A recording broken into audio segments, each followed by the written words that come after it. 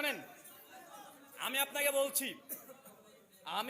এটা বলছি, যাদের মূল আর্গুমেন্ট স্ট্যান্ড পয়েন্ট এটাই যে কোরআন ছাড়া আমরা কিছু মানি না। আমি একজন, ধরেন তাদের এই পজিশন থেকে কোরআনের প্রত্যেক আয়াত নিয়ে প্রশ্ন করব। একটু আগে আমি বললাম না, উনি বললেন দিনের মধ্যে কোনো জবরদস্তি নাই। আবার সূরা তওবার মধ্যে আল্লাহ বলছে যতক্ষণ তার ইসলাম গ্রহণ না করে অথবা জিজিয়া না দেয় ততক্ষণ তাদের সঙ্গে লড়াই করো। এটা জবরদস্তি কি জবরদস্তি নয়? জিজিয়া নিতে হবে। কোন অমুসলিম কি আপনি স্বেচ্ছায় জিজিয়া দিবে? হ্যাঁ, প্রতিষ্ঠিত হোক চাই না হোক। আচ্ছা, কোরআনের আয়াত ধরেন, শোনেন, কোরআনের আইন ধরেন, এখন আপনাদের শেখপাড়াতে প্রতিষ্ঠা হয়ে গেল, এখন শেখপাড়ার অমুসলিমদের জন্য কোরআনের আইন প্রতিষ্ঠা করার জন্য এখন এই 29 নম্বর আয়াত লাগু করতে হবে কি হবে না? বলেন। হবে। এখন যদি হয়, শেখপাড়াতে যতগুলো মুসলিম আছে কি করতে হবে? 3টে অপশন। আল্লাহ নবীকে বিশ্বাস কর, করবি না। পরকালে বিশ্বাস কর, করবি না। তাহলে ইসলাম গ্রহণ কর, করবি না। তা জিজিয়া দে, নচেত তোর সঙ্গে যুদ্ধ জিহাদ চলবে। এটা জবরদস্তি না? 4টে অপশন আছে এই আয়াতে, আপনি বললেন জবরদস্তি নাই। শোনেন, এখানে ভিকটিম কার্ড নয়, ইমোশনাল ব্ল্যাকমেল নয়। আমার কাছে কোনো জ্ঞান নেই, কথা বুঝতে পারলেন? শোনেন, এগুলো আমাদের কাছে হাদিস ভিত্তিক জবাব আছে। আমার এই বিষয়ে উপরে একটা ডিবেট দেখে নেবেন। একজন খ্রিস্টান পাদ্রী নাইমা সরকার, খ্রিস্টান, তিনি কোরআন মাজিদ থেকে এই আয়াতগুলো উপস্থাপন করে আক্রমণ করেছিল কোরআন মাজিদকে কেন্দ্র করে। তখন পাল্টা জবাব আমি দিয়েছি, আমার ওই আলোচনাতে পেয়ে যাবেন। খ্রিস্টানদের সঙ্গে আমার যতগুলো ডিবেট সবগুলো অ্যান্সার পেয়ে যাবেন আলহামদুলিল্লাহ। কিছুদিন আগে আমার ফেসবুক থেকে 15 মিনিটের একটা আলোচনা আমি আপলোড করেছিলাম। কলকাতার একজন খ্রিস্টান পাদ্রীর সঙ্গে আমার ডিবেট, যে 15 মিনিটে 30টা খ্রিস্টানদের কোরআনের প্রতি অভিযোগ খণ্ডন, ওখানে সব খণ্ডন করা আছে এগুলো। কিন্তু যদি বলে কোরআন থেকে বুঝবো, আমি কোরআন থেকে নিব, আর কোন জায়গায় নিব না, আকাশ জমিনের জাগান সব কোরআনেই দেওয়া আছে, তাহলে আপনাকে প্রত্যেক সেকেন্ডে মুখ থুবড়ে ফেলে দিতে পারো কোরআন থেকে। হাদিস নেব না।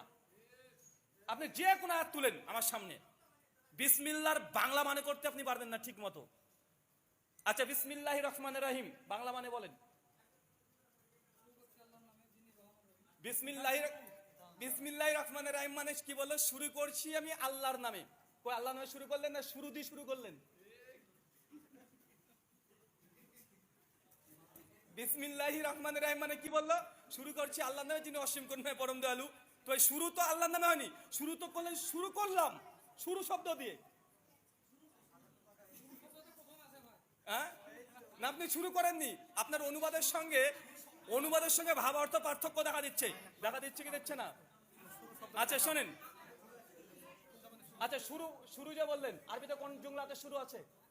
কোনটাতে শুরু আছে? হ্যাঁ,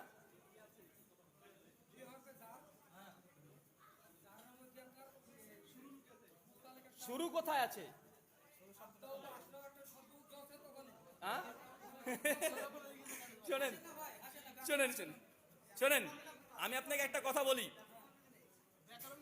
আচ্ছা, ব্যাকরণ, আচ্ছা উনি শোনেন, উনি আবার বলছেন না না না না না না হাদিস, ভাইজান, হাদিস তো ইহুদি খ্রিস্টানদের তৈরি। হাদিস তো 200 বছর পরে রচনা হয়েছে, তাই না? আচ্ছা, আমরা শেষ করে দিচ্ছি। আপনাদের যাদের ওজনে অজু করে আসেন, অজু করে আসেন। হ্যাঁ, শোনেন, আচ্ছা, শুকরান, জাযাকাল্লাহ খায়রান।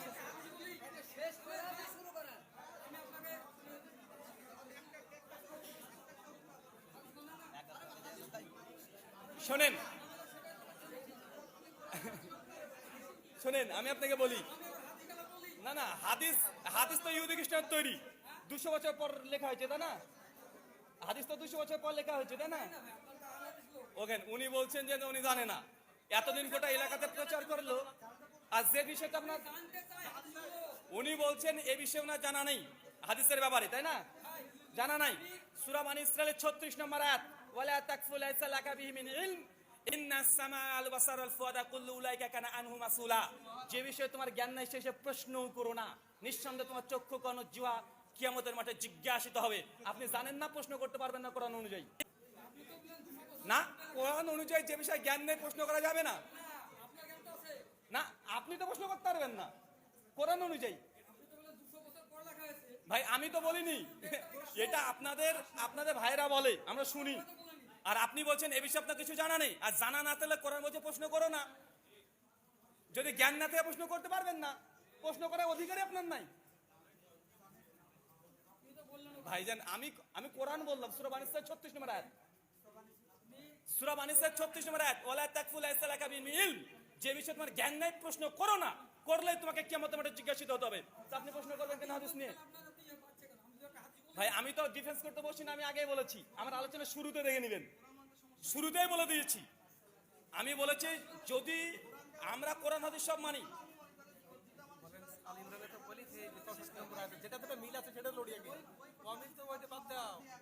আচ্ছা শোনেন শোনেন শোনেন শোনেন ভাইজান শুনেন, বুখারী শরীফ পরে হবে। যেই দিন আমরা আলোচনা করব হাদিসের প্রামাণিকতা, হাদিসের প্রামাণিকতা, হুজ্জিয়াতে হাদিস, ওই দিন আপনি হাদিস নিয়ে যত প্রশ্ন করবেন ইনশাআল্লাহ তত উত্তর দিয়ে দেব। যেই দিন আমরা হাদিসের প্রামাণিকতা নিয়ে আলোচনা করব সেই দিন যত প্রশ্ন করবেন তত উত্তর দেব। আজকে আমরা আলোচনা করছি কোরআন নিয়ে। আজকে কি নিয়ে আলোচনা করছি? কোরআন নিয়ে। হাদিসের প্রামাণিকতা আমি আগে বলেছি যে আজকে আমরা হাদিস নিয়ে আলোচনা করব না, জাস্ট কোরআন নিয়ে আলোচনা করব। কোরআন নিয়ে আলোচনা করছি, যেদিন হাদিস নিয়ে আলোচনা করবো সেদিন হাদিস নিয়ে প্রশ্ন করবেন, ইনশাআল্লাহ তার প্রত্যেকটা জবাব আমরা দিয়ে দিব। প্রত্যেকটা জবাব ইনশাআল্লাহ কোরআনের আলোকে আমরা জবাব দিয়ে দিব। আচ্ছা আপনাকে প্রথম একটা প্রশ্নের উত্তর সাথে একটা ইঙ্গিত দিয়ে দিই। আপনি সূরা নজমের যে আয়াতটা পড়েছিলেন, যে আকাশ থেকে যে নক্ষত্ররা যেগুলো খসে পড়ে, ওয়াকিয়া স্যার, ওয়াকিয়া। এখন আপনি বললেন যে এর ব্যাখ্যা বা এর রিলেটেড হাদিস কই? আচ্ছা শোনেন, কোরআন মাজিদে সূরা আল ইমরান 1, 2, 3 নম্বর আয়াত আল্লাহ বলে দিয়েছে এই কোরআন মাজিদ অবতীর্ণ হয়েছে পূর্ববর্তী কিতাব। পূর্ববর্তী কিতাবের কি সমর্থক হিসাবে, তাই না? বুঝতে পারলেন প্রশ্নটা? আবার কোরআন মাজিদ অবতীর্ণ হয়েছে পূর্ববর্তী কিতাবের কি হিসাবে? সমর্থনকারী হিসাবে। হ্যাঁ, সত্যায়নকারী। ওই সমর্থনকারী, সত্যায়নকারী, সাক্ষ্যদানকারী একই। পূর্ববর্তী কিতাব কি?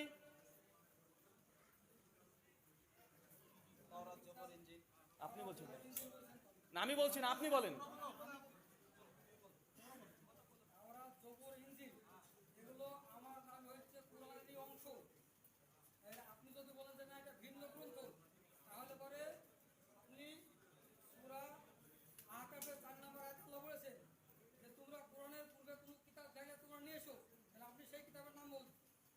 শোনেন, সুফে ইব্রাহিম কোরআনের মধ্যে আছে না নাই?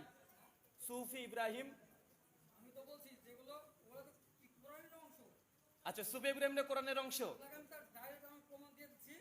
তাহলে আমি আমি আমি আমি দলিল দিয়ে দিচ্ছি আপনাকে কোরআন থেকে। সূরা নিসা 157 নম্বর আয়াত, আল্লাহ বলছে মুহাম্মদ সাল্লাল্লাহু আলাইহি ওয়াসাল্লামের কথা লিখেছে ফিত তাওরাতি ওয়া ইনজিল, তাদের হাতে, বিআইদিহি, তাদের হাতে যে তাওরাত আর ইনজিল আছে। কোরআন তো তখন কমপ্লিটই না, কথা বুঝতে পারলেন না?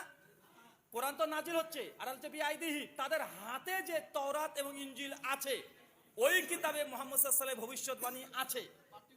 তার মানে পার্টিকুলার একটা কিতাবের কথা বলছে আল্লাহ, তাওরাত এবং ইনজিল, এবং আল্লাহ তাদের মানে ইয়াদিহি, তাদের হাতের মধ্যে আছে। তো সেই সময় তো কোরআন মাজিদ তো অবতীর্ণ একটা আয়াতে অবতীর্ণ হয়েছে। তার মানে ইহুদি খ্রিস্টানদের হাতে একটা তাওরাত ইনজিল আলাদা স্বতন্ত্র কিতাব ছিল। তাওরাত ইনজিল ছিল একটা আলাদা কিতাব। তো আপনি এই কোরআনের একটা অংশ বলছেন কেন? হ্যাঁ, আপনি বলেন।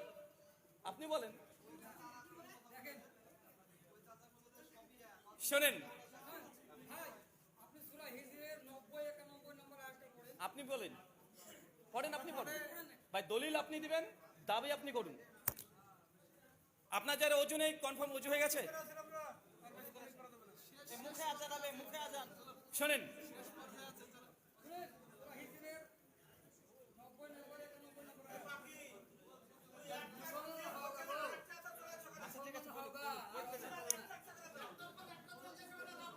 বাকি ভাই শোনেন,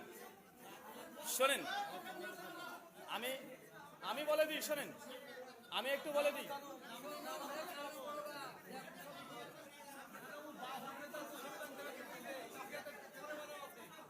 শোনেন শোনেন, আমি একটা কথা বলি। কোরআনের সত্যতা প্রমাণ হচ্ছে কি দিয়ে? পূর্ববর্তী কিতাবের সমর্থনকারী হিসাবে। আচ্ছা ঠিক আছে, শুকরান। আমাদের এখনই আজান হবে, ইনশাআল্লাহ। সুবহানাকাল্লাহুম্মা ওয়া বিহামদিক ওয়া আশহাদু আল্লা ইলাহা ইল্লা আনতা আস্তাগফিরুকা ওয়া আতুবু